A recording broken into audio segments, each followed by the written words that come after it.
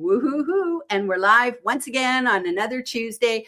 And I have a friend and author from across the pond today. So I have the lovely Mel Stanley zooming in from the UK. And we're going to be talking about, let me pull up the banner. We're going to be talking about writing a legacy book, turning experience into impact. But before we get talking, Mel, can you please go ahead and tell everybody who you are and what you do, and then we'll get stuck in. Okay. So yes, I'm Mel Stanley. I have just written this book. It's the reason it's a legacy. It's the end of a 30-year career. The first 25 years were in network advertising agencies and blue chip brands here in the UK and globally. And then I left that all behind in 2019 and set up my third business, actually, my third attempt at a business, which was called FirstWoman. And this was personal brand coaching for aspiring female leaders. And I'm very proud to say that finally, they say third time lucky, I made that a success in that I was able to work part-time and still keep myself afloat and pay the mortgage. And then at the end of 2023, so just about this time last year, I decided to close the business because I've been saying for a long time I was going to officially retire and go off on my travels. And then I got this crazy idea that I needed to write a book to close the circle, finalize the chapter, whatever you want to call it. I just decided I'm going to write this book of the last 30 years. And that's what I spent most of this year doing. Success Without Compromise was published at the end of October. So, and now there it is. And now I'm definitely heading towards my camper van and my air tickets, and a lot less work than the last 30 years. Oh my goodness, that's amazing. That's amazing. I love it. And I have to tell you, from the first minute I heard that you were writing a legacy book, my little ears went bink. It was just like, ooh, a legacy book, because I know my father wrote a legacy book before he passed. And it was just sort of like our family history, how we all got from England and Scotland and all that to, the United States and Canada, and how we kind of made it on this side of the pond. And he wrote this for 2 years. He got it published for our family only, just a private publishing. And 3 months later, he died. And it was just like, that was his dream, to get this thing done. Yeah. And I cheered him on every step of the way. But from a business perspective, it was just like, ooh, I understood of it, like from genealogy and family history and all that sort of stuff. But from a business perspective, I love the idea, because you think about it, we kind of get nearing the end of our career. We've learned so much. Why do we want to leave the planet, or go off into our camper van and travels and, all sorts of wonderful things, cruises and holidays. Like you're going on to your second chapter, and your second chapter in life is going to be whatever you want it to be now. Yeah. The first chapter here, with all those lessons you've learned, it's so exciting. So exciting. So let me kind of take you back in time. So you got this crazy idea to write this book. So first of all, how long did it even take you to write your book? It was relatively quick to write. So as we were just saying, so I started off writing it in Readsy. And I suppose the best way to explain it is a book of 3 parts. The first part was by far the most difficult bit to write, because I felt it was very important to set the scene, what in advertising we would call the burning platform. So the context of why it's so important that we have more women leaders in academia, in politics, in business, everywhere, why we need better representation. And that needed to be researched. And there was some stuff that, when I've done coaching and webinars, I would do a paragraph on it, but I wanted to make sure that I'd researched it. But of course, it's a topic that's been well researched and well documented. So I found myself summarizing a lot of research, which is all in the acknowledgements in the book. And that was the most difficult bit and probably the most lengthy bit, because I actually found it so interesting. I ended up going down rabbit holes, and I had to be pulling myself back and saying, no, the reader only needs to understand the why. We don't need to rewrite nice girls don't get the corner office. We don't need to do that. That's already been written. The second part was a fundamental part of my coaching, which was 10 reasons why women don't get promoted. And that is again a summation of behaviors that I researched for my online course 3 or 4 years ago, and then I refined it this year with a new younger audience for the book. And you know what? Not much had changed. Unconscious mistakes were being made, triggered by the system, the organizational culture, and this cycle that women get into of low self-worth and negative self-belief, and this narrative that I need to behave in a certain way in order to be able to get ahead, or I need to be more like this or less like that because I can see somebody else who's really successful who behaves more like that. And there's all these things that we do, and it comes down to, I'm sure there's more, but I've always brought it down to about 10 things. So that's the middle part. And then the last part is the coaching framework that I was using and developed for FirstWoman over the last 5 years. So the latter two bits kind of wrote themselves. It was the first bit that was the most difficult. But it really, 4 months, I'd broken the back of it. That's not bad. And then it just needed refining. And the first draft, I put in a lot of personal stories and anecdotes, which I thought were quite fun, sometimes a bit cynical, a bit tongue-in-cheek. And my editor got hold and went, no, you can't do that. Do you want a libel case? No. And so it got cut from about 300 pages down to what it is now, which is around about 235. So wow. I have been sworn not to kiss and tell, as it were. But you know what? I would say at the end of the day, for anybody who's like writing a book, you're better off to start with like a lot of stuff and then trim it down, as opposed to you write lean in the first place, and then the editor says, it's kind of fluffy. Like there's not much here, or there's no personal stories. And now all of a sudden you're just like, oh, what should I say here? So, it's easy to take that red pen and just or hit that delete key and get rid of stuff. So no, you're right. And because I've done over the last 5 years, I've done so many webinars. And I said, I wrote and produced a course with Miracy, an online course that went on to Thinkific. And so I had really long scripts and video recordings that I could cut and paste into the original manuscript, so everything was in one place. And then you refine it. So you're absolutely right. Start broad and then refine, rather than. And there was something that I noticed you got him in your headline there. John Asperian said, when I first started posting on LinkedIn 4 or 5 years ago, I remember him saying, never edit whilst you're writing. And he was referring to posts, because if you edit while you're writing, you never get there, and B, you take out the personality and, the tone, because you sanitize it. So that was another reason I just chucked it all in and thought, right, let's stick that in the sausage machine and see what comes out the other end. I love that. Stick it in the sausage machine. That's great. That's great. So, first of all, I'm such a fan of people that repurpose their content, because you've already said it, and so I know that strikes terror in the hearts of so many people. Like, oh, I'm writing a book, and they go off with a notebook and a pen, and they think they got to go sit on a mountain and draft it all out or something. And it's like, no, you've already got that content, so that's great. But you're going to just kind of massage it, or you're sticking it in the sausage machine and see what comes out. So I love that. So did you do an outline? What was sort of your process? So I had a lot of help from a lady as well, Michelle Griffin. Michelle had co-authored books, and she sent me, we were accountability partners. and for the sort of 8 or 9 months that I was writing this.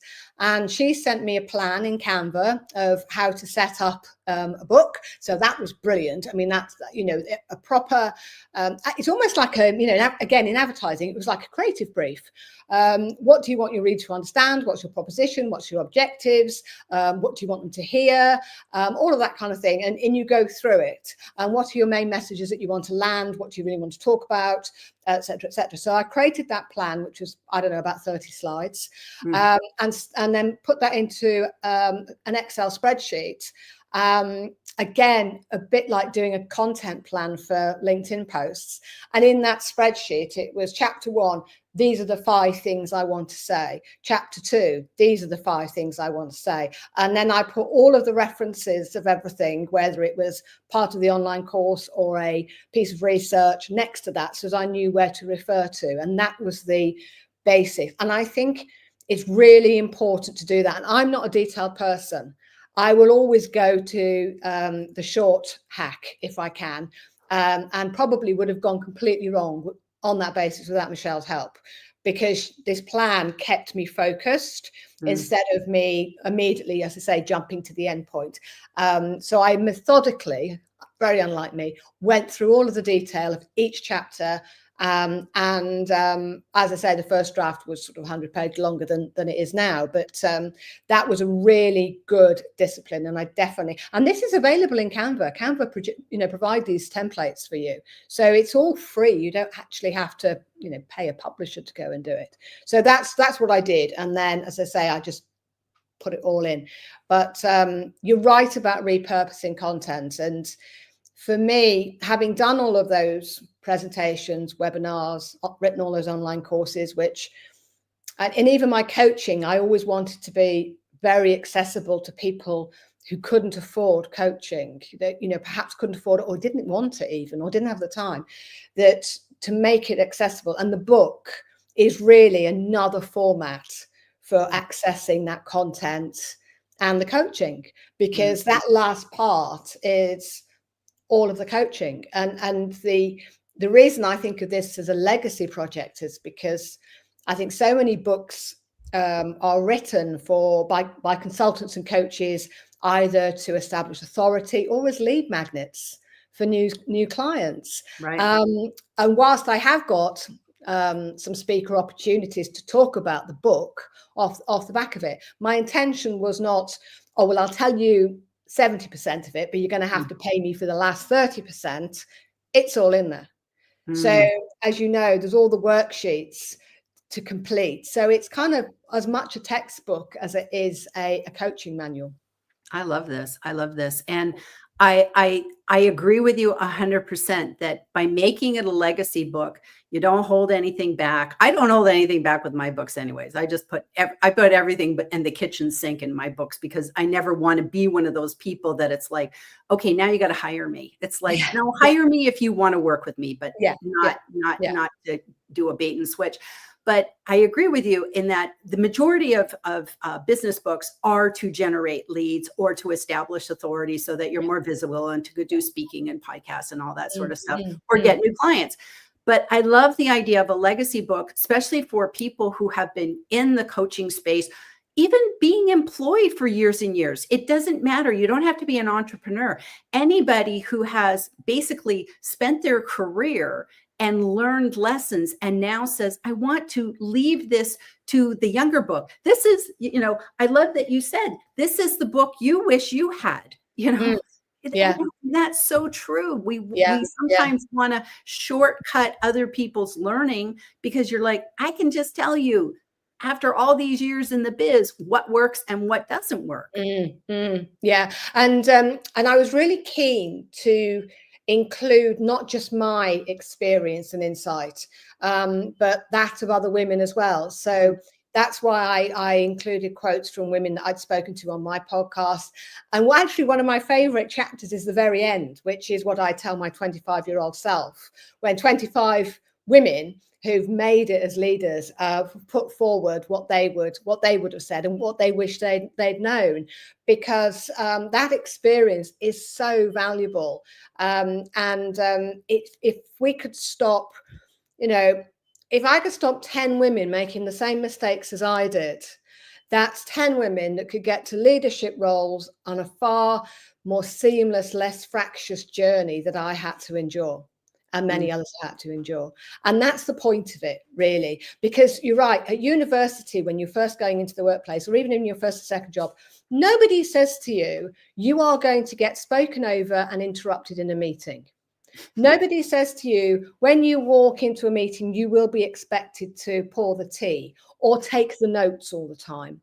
There's so many small things, tiny little expectations that are unspoken that become the norm that women then conform to because they think that's what is expected of them. And that sets them on that road of continually doing what is expected. And leadership is not about doing what is expected. It's about doing the unexpected and not conforming and not complying and you being who you are, not who you think you should be.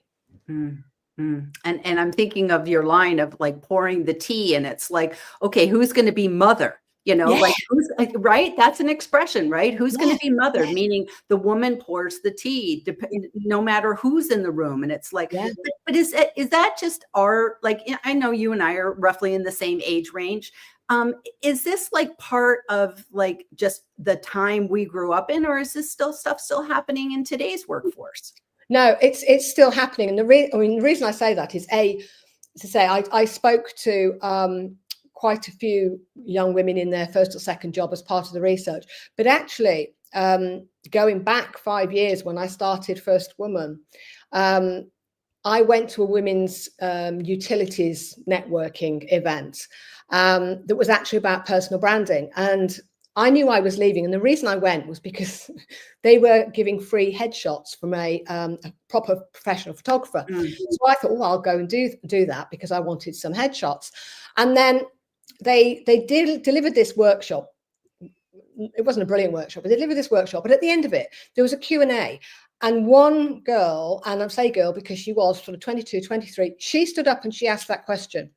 She said, if I'm the youngest person and the only girl in a meeting, do I have to make the tea? And my chin hit the floor because that was only 5 years ago. So yes, I think it very much depends on the culture of the company.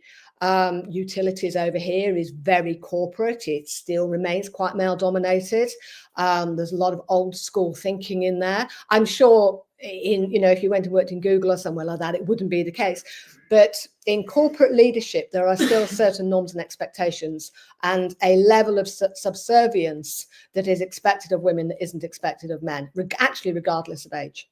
Wow, that kind of blows my mind, but I absolutely believe it. So let's just talk about for a second. Let's talk about the reader of your book.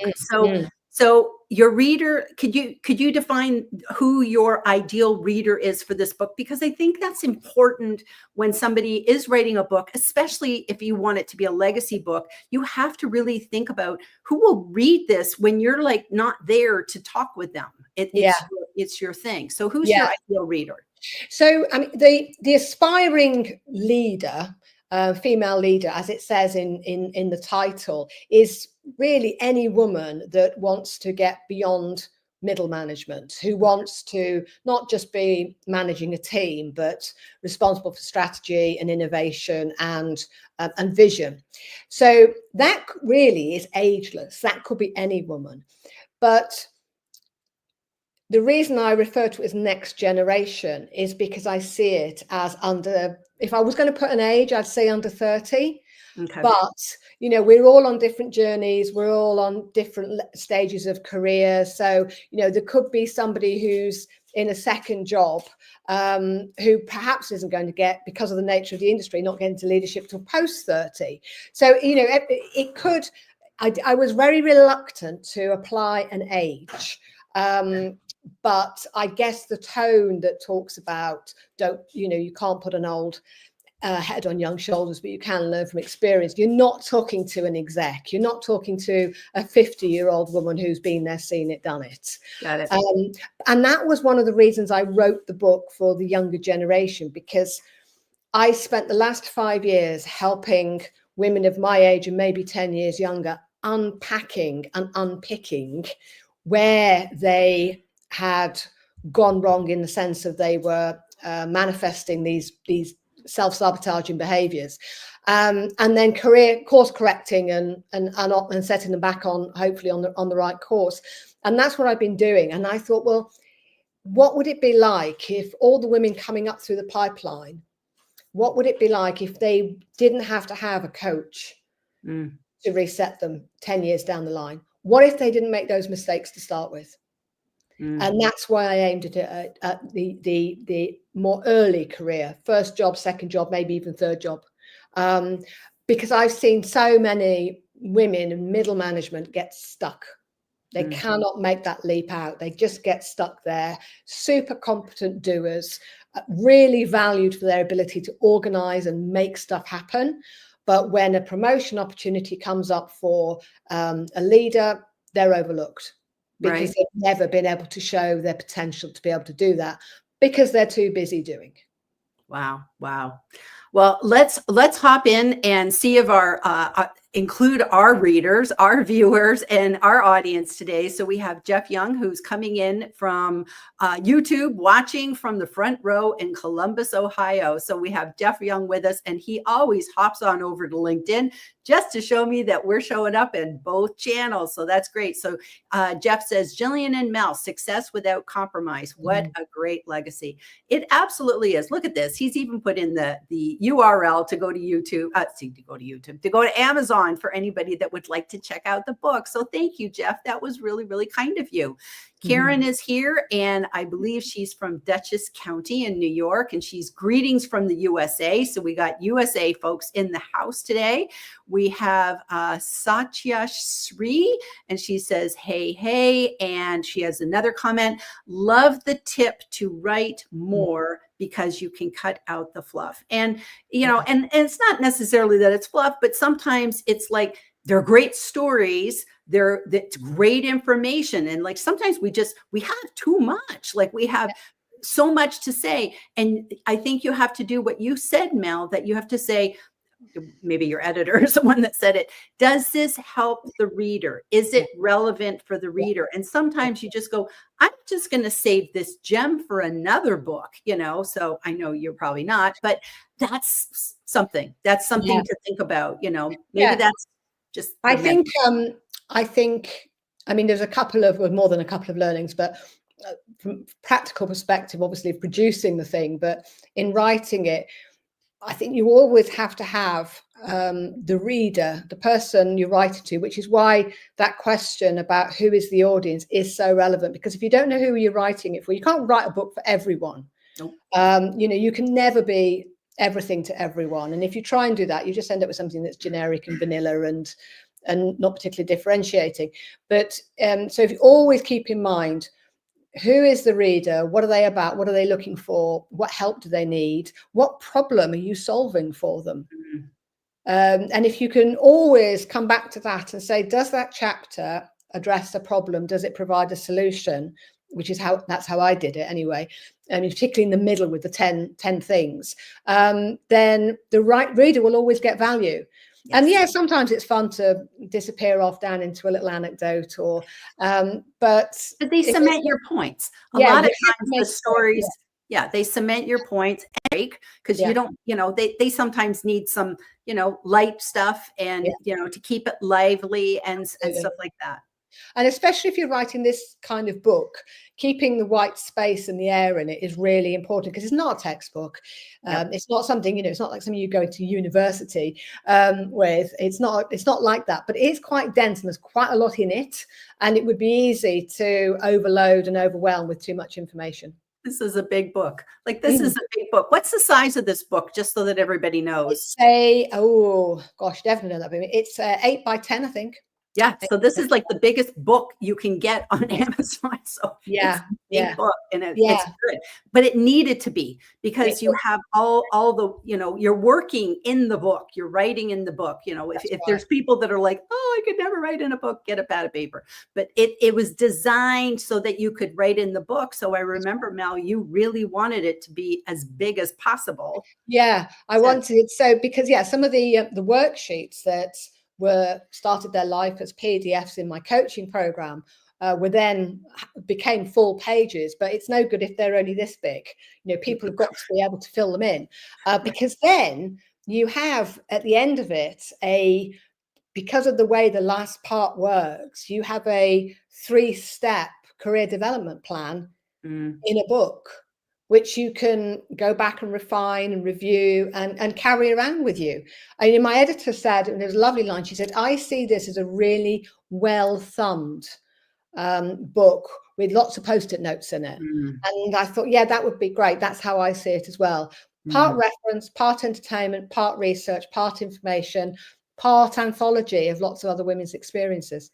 Yeah. And to be honest with you, wouldn't it be wonderful for you as the author to ever see what people write in it later, like how they use the book, and it'd be like, that's probably the ultimate. It's like seeing the impact that that will have. So that's brilliant as well. Yeah, that would be good. So LinkedIn user, we never know, sometimes settings and stuff. This sounds like a great read. It is a great read. So I've posted my Amazon review.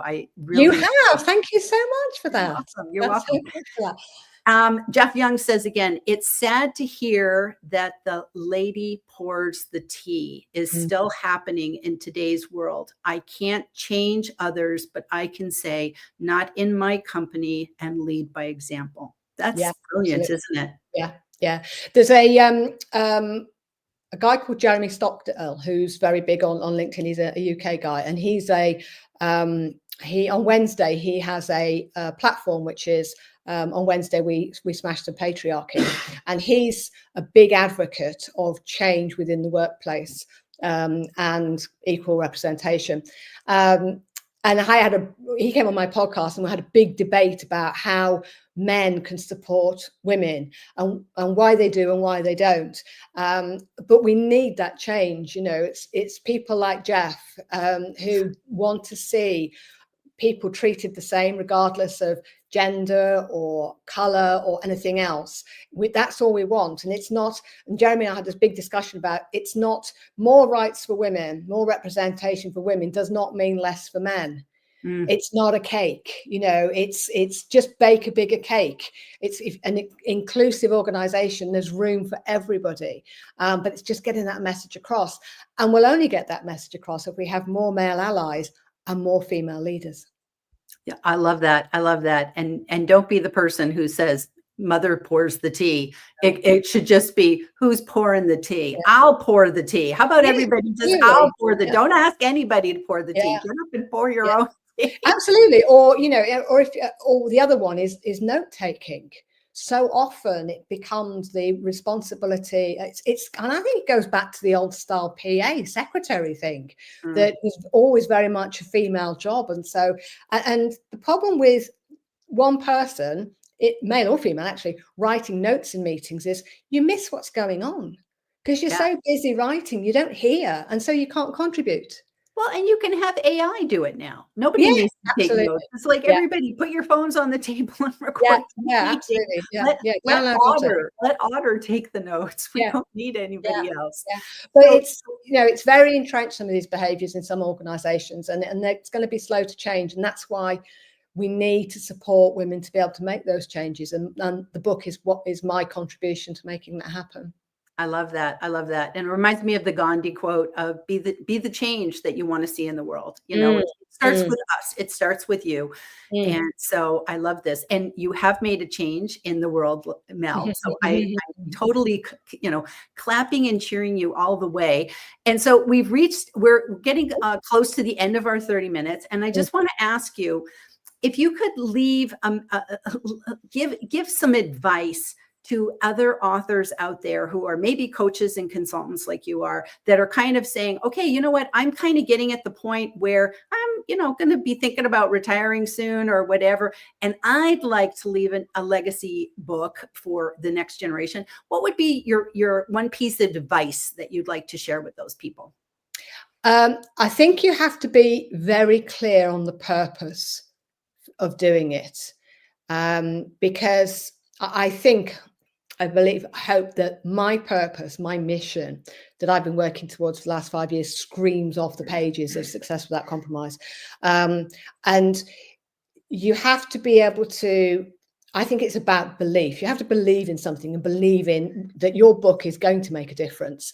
Because if you're just putting stuff into a book for the sake of putting it into a book, because I did this because I thought all my stuff's just going to collect virtual dust on a laptop. What can I do with it to make it relevant today and to implement change? So I think you need to really sit and soul search and say, what's the purpose for writing this? Because it can't be about ego. It can't be about just so I've got to leave behind. It's got to be for a purpose, and be it to send the elevator back down or whatever. I love that. I love that. And what does that phrase, send the elevator back down? I've never heard of that one before. Haven't you? So, yeah. Okay. So send the elevator back down is for women who've got to the top to help the women who are coming up behind them.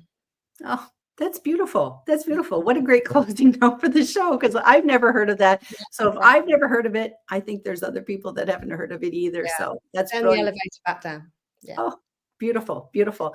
Well, thank you so much for being here today, Mel. This has been a great, and I think we've, shared a lot of great advice today, and people have learned stuff. And even if you're just listening and going, you know what, I want to be one of those people that send the elevator back down. That's great. That's great. So thank you for being here today, Mel. Thank you, everybody who tuned in. And we'll be back here next week with another LinkedIn Live with Gillian and friends. Okay. Bye, everybody. Bye-bye.